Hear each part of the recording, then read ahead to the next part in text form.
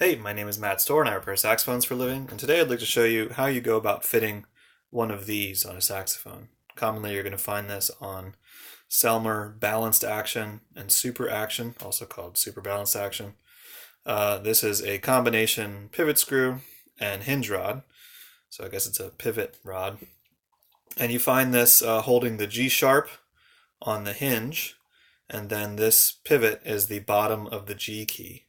And when it is loose, as it is in the horn I'm working right now, this is how you fix that. You actually just machine back the shoulder a little bit right here, and that way it can screw in farther, and then you can use an exact shape reamer to make that fit. So I'm going to go ahead and chuck it into my lathe here. And the lathe I use is a Taig, which for the work I do is pretty nice and pretty cheap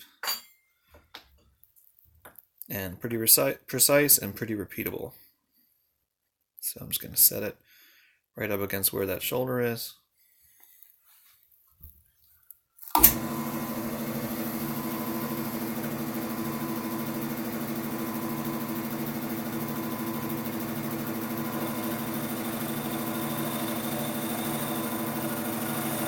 And just take a hair off.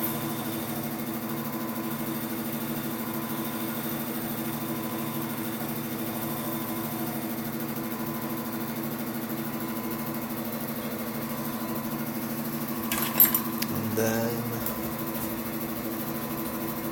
just want to dress it a little bit. Here we go. Just want to dress that edge a tiny bit with a file. See if I can do it so you can see it.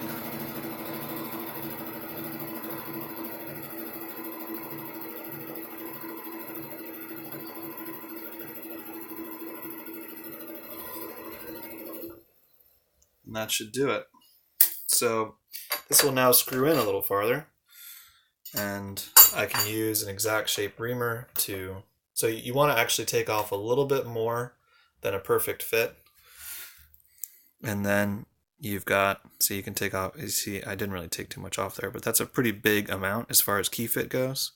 And then I'm going to use an exact shape reamer to remount the receiver, which is probably going to be misshapen at this point because of all the play in it.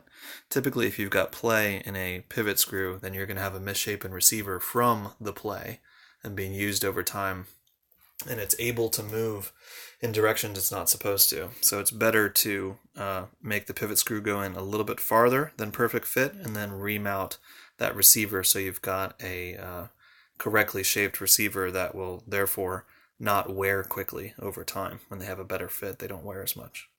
So that's how you do it. My name is Matt Storr. I repair saxophones for a living. I hope you found this helpful, useful, and informative.